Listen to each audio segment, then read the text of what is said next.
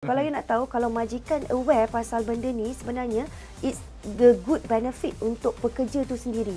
Sebab apa? Bila anak yang disusukan dengan susu ibu sihat, ya, susah sakit, parents tentulah tak adalah EL, tak adalah nak ambil cuti, anak sakit, apa semua tu, ya, prestasi kerja pun makin bagus. Nantikan semuanya dalam Senang Faham minggu ini.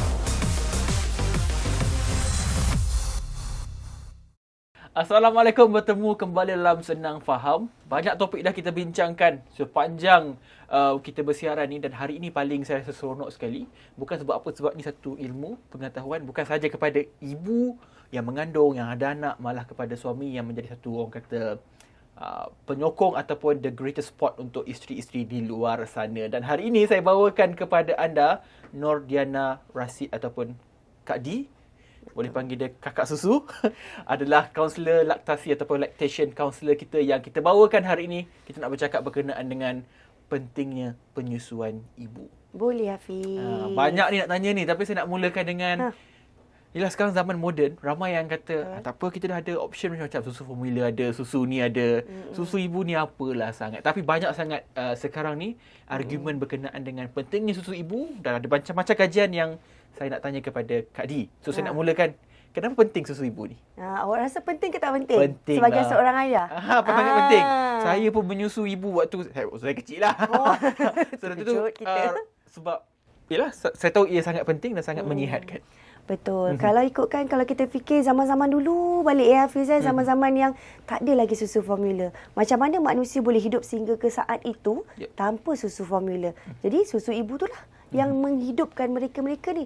Jadi pentingnya tak penting, dia menghidupkan manusia-manusia ni sampailah ke saat ini. Tapi bila kemasukan susu formula, barulah start slowly. Perasan tak macam-macam penyakit ada sekarang? Baby kejap sakit, kejap ni, kejap tu, ya. Macam-macam. Sebab apa? Sebab dah tak ada immune system. Kalau dekat dalam susu ibu, dia ada satu antibody yang paling tinggi, ya, immune system yang DHA, IgG, ya. DHA orang boleh duplicate dah, tapi tak sehebat susu ibu. IgG, IgP ini adalah askar-askar yang di mana kita panggil as a antibody dan immune system yang lawan penyakit-penyakit untuk baby tu. Tak boleh diduplicate sampai ke saat ni, Hafiz. Tak ada lagi satu pun syarikat-syarikat susu formula yang boleh duplicate benda-benda ni dekat dalam susu formula. Belum lagi setakat. Tapi kenapa perlu ada susu formula? Kalau dah tahu dia tak bagus kan? Itu kan kita nak cakap nanti jadi kontroversi, Hafiz. Itu adalah agenda-agenda perniagaan yang kita boleh tahu, yang memang kita dah biasa dengar. Tapi kita tak boleh nak cakap. Tak baik kan? Because ada yang memerlukan, walau macam mana pun keadaan tu. Bukan memerlukan. Sebenarnya penyusuan susu ibu ni dia melibatkan ilmu. Kalau kita tahu betul-betul kebaikan susu ibu tu untuk anak itu sendiri, dari segi hukumnya, ya, dari segi hukum, ya. Kalau kita yang Muslim ni pun, kalau ikutkan, wajib disusukan sehingga 2 tahun. Kalau Hindu, 3 tahun. Tak tahu kan, terkejut kan. Mana dalam kitab-kitab tu? Ya, betul. Lama betul. Ya, memang lama betul. Kenapa? Satu yang kita pegang sekarang ni adalah susu formula is a man-made. Susu ibu, dia yang buat. So, tak ada lagi setakat ni yang boleh diduplikatkan. Susu formula yang ada sekarang dekat pasaran adalah diformulasikan. Yang dikatakan untuk membantu ibu-ibu, untuk baby-baby yang memerlukan. Sedangkan susu ibu tu dah memang sedia ada. Anytime, anywhere. Tapi yang tak ada tu, ilmu penyusuan yang betul sebenarnya. Tu yang ramai rasa tak ada susu. Itu root cause lah. Susu. So, itu hanyalah pandangan sendiri-sendiri je. Aku tak ada susu. Betul. Sebenarnya dunia penyusuan dekat Malaysia ni masih belum betul-betul orang kata strong. Kalau kita tengok kat luar negara tu, lactation counselor dia, breastfeeding center dia macam klinik. Malah insurans dia pun cover tau. Kalau you datang kat kita kan, macam kat dia ada breastfeeding center kan. Insurans cover macam panel. Tapi kat Malaysia belum buat lagi. Jadi kat sana dah meluas sangat-sangat dia punya ilmu penyusuan. Tapi masih lagi lah kita kena bersaing dengan susu formula, di mana mereka lebih kaya untuk buat promosi-promosi besaran-besaran, ya, dekat media sosial media. Dalam kapasiti Kak D sendiri, ada tak macam peratusan tertentu kadar ibu-ibu dekat Malaysia ni yang menyusu masih rendah ke ataupun terpulang je macam tadi? Sekarang makin rendah. Makin rendah? Makin rendah, bukan makin naik. Memang makin menurun. Sebab apa? Kekuasaan susu formula punya iklan Sangat powerful. lebih powerful berbanding kita punya iklan-iklan penyusuan yang tak ada. Pernah awak tengok iklan dekat social media ke ataupun dekat TV ke pasal berilah anak you minum susu ibu. Ada tak? Ke sebab ibu-ibu nak shortcut? Marah ibu-ibu yang menonton jadi. Bukanlah. Sebenarnya dia orang bukan nak shortcut. Kak Di percaya semua ibu dia nakkan susu yang terbaik. Dia cuba untuk bagi susu ibu dekat anak dia orang. Tapi dia orang tak ada knowledge yang mencukupi sebenarnya. Ya, pendedahan ya tentang kebaikan susu ibu, macam mana nak menyusu anak dengan betul, pegang anak, semua tu semua ada skill. Which is dekat Malaysia kita belum lagi betul-betul war-warkan dengan secara wow macam iklan susu formula. Penerangan tu kurang lagi. Ya, kurang awareness. Sebab tu kita lagi. bawa Kak Di dekat Senang Faham. Hopefully diorang senang faham Betul. hari ni. Sebelum cakap pasal ilmu yang kita nak jawab soal hari ini adalah satu lagi saya ada baca kajian yang kata anak A susu ibu, anak B susu formula. Katakan anak B itu dikatakan kurang cerdik daripada anak yang menyusu ibu. Anak B ini lebih mudah dapat penyakit daripada anak yang A tadi. Betul atau tidak kajian itu sebenarnya? Betul. Itu adalah fakta sebenarnya. Sebab kalau you buat check mana-mana research ataupun finding yang ada dekat mana-mana internet pun you senang nak dapat finding tu pun memang dah ada research di mana IQ ya anak yang menyusu dengan susu ibu ni lebih tinggi. Satu. Ya, antibody juga lebih tinggi berbanding dengan anak-anak yang tidak menyusu dengan susu ibu. Immune system juga lebih tinggi berbanding dengan anak yang minum susu formula. Tapi bukanlah bermakna kita bagi anak kita susu ibu, anak kita ni kebal. Nanti takut pula ibu-ibu rasa, aku dah susukan anak aku dengan susu ibu tapi kenapa masih lagi sakit? Itu kena juga tengok faktor-faktor lain. Ya, persekitaran, ayah dia smoking ke tidak, ya. Benda-benda tu pun kena tengok. Cadar tak tukar berbulan-bulan, bertahun-tahun, cadar yang sama, langsir tak bercuci, ya. Ataupun rumah pengasuh yang memang ada bela binatang banyak-banyak yang tak bersih, ya. Suami pengasuh perokok juga ke, yang itu pun kena tahu. Tapi bila anak yang disusukan dengan susu ibu sakit, dia cepat baik. Itu dia punya kelebihan kat situ yang orang tak nampak kecantikan susu ibu. No wonder lah saya cepat sihat.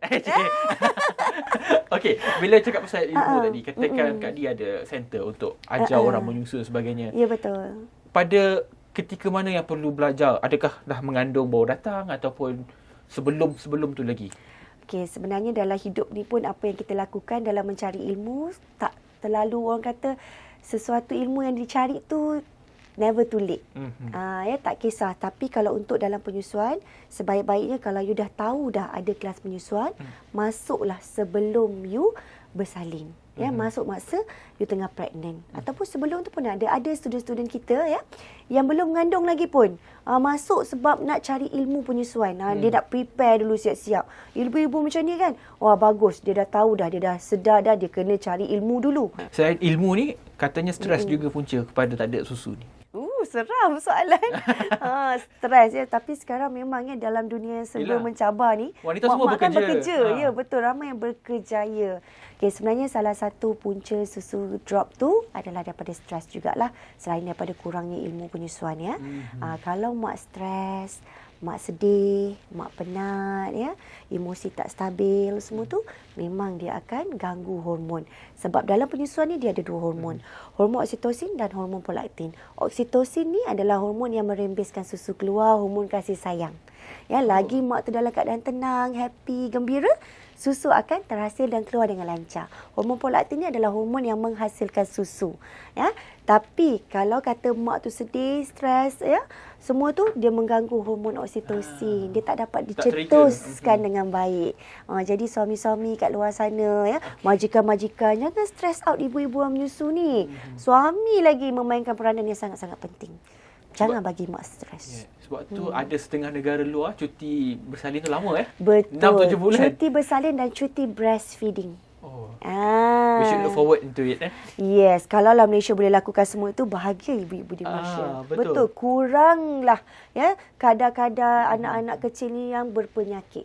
Okey, sebab ni long term effect dia lah kan. Betul. Kalau you nak tahu, kalau majikan aware pasal benda ni, sebenarnya it's the good benefit untuk pekerja tu sendiri. Sebab apa? Bila anak yang disusukan dengan susu ibu sihat, ya, susah sakit, parents tentulah tak adalah EL, tak adalah nak ambil cuti, anak sakit, apa semua tu, ya, prestasi kerja pun makin bagus. Tak perasan kan benda tu? Okey, majikan kena tahu ni. Betul. Okey, sebab saya nak kompreskan semua dalam waktu yang singkat ini. Satu lagi, ada kata, tak tahulah ini mitos atau kenyataan, kalau menyusu badan akan memudahkan para ibu untuk kurangkan berat badan.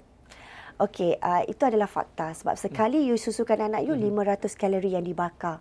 Itu sekali. Jadi you bayangkan kalau sehari you menyusukan anak you 12 kali.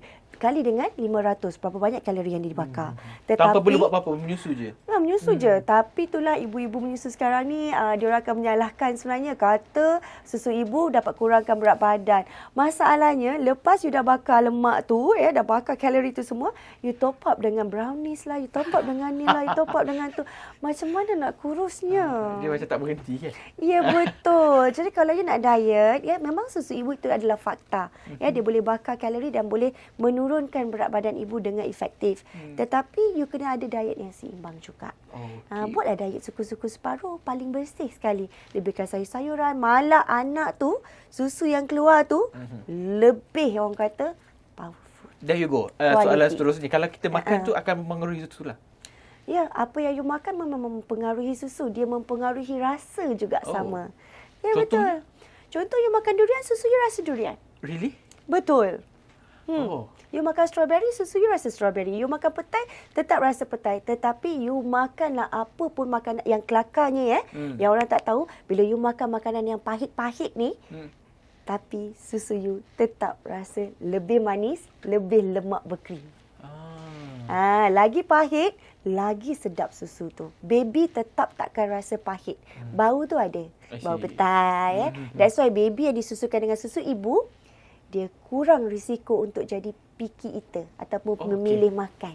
Cerewet buat pemakanan. Make sense lah. Sebab daripada dia baby, daripada dia lahir, kita dah susukan dia dengan dia pelbagai rasa. Jadi kalau susu formula, dia cuma ada satu rasa. That's why kalau you perasan Hafiz, nanti anak dah besar kan, dia akan choose makanan. Dia nak lebih suka makanan yang ada dia rasa manis-manis je. Kalau baby yang susu ibu ni, you bagi sayur ke, you bagi apa pun, dia balun, makan je senang hati. Macam, sumbat apa pun makan sebab dia dah rasa daripada dia lahir. So kalau kata masa menyusu tu dia makan salmon semua tu, akan dapat khasiat daripada salmon tu? Dapat. Omega 3 sangat tinggi dalam salmon. Ya, sangat-sangat bagus. Susu pun berkualiti. Tapi it doesn't mean kalau you tidak berkemampuan untuk dapat makanan yang bagus-bagus, ya, macam baby dekat Somalia. Mereka masih boleh meneruskan kehidupan, anak tu masih lagi boleh membesar walaupun dia orang tak dapat makan. Cuma dia malnutrition. But yet, anak tu masih boleh diteruskan hidupnya, ya, walaupun dengan susu ibu je tanpa makanan. Dalam keadaan terdesak macam tu kan? Ya, betul. Okey, tapi saya tak naklah kata penonton kita mungkin ada yang bagi susu formula rasa tertekan bila dengar Kak Di explain dia rasa macam akulah ibu yang gagal, ibu yang malang semua. Macam mana kita nak bagi tahu supaya never too late, tidak terlambat untuk belajar benda ni? Sebab itulah kita kata macam ni, Kak Di pun anak yang pertama Kak Di gagal, anak yang kedua pun Kak Di gagal, anak yang ketiga baru kita betul-betul nak nekat. Sebab dalam penyusuan susu ibu ni, you kena ada satu nekat yang kuat. Kalau you macam dindong-dindong kan, memang you susah nak berjaya. That's why bila you dah gagal sekali, tak bermakna you akan gagal selamanya. Kita masih ada peluang untuk kita tebus untuk anak yang seterusnya. It's never too late. Jadi jangan rasa, walaupun you tak bagi anak you dengan susu ibu, mungkin belum direzekikan lagi ilmu penyusuan itu. Jadi insya-Allah akan datang, you cuba cakap dengan diri sendiri, yang you nak ubah, you nak bagi anak you dengan susu ibu. InsyaAllah, walaupun apa pun susu yang kita bagi pada anak kita, kita tetap ibu yang baik pada anak kita. Okey, satu perkongsian yang menarik. Jadi saya harap semua faham dan saya pun semakin fahamlah dengan perkara-perkara ini kerana yalah, Kak Di kata suami perlu tolong dan juga memberi satu orang kata sokongan yang padu kepada para isteri di luar sana. Terima kasih Kak Di, kakak susu kita. Kita jumpa lagi, semua banyak lagi saya nak tanya kepada Kak Di ini, namun masa sentiasa menceburui kita. Jadi kepada anda, semoga anda faham. Make it short, make it sweet. Jumpa lagi minggu depan. Bye-bye.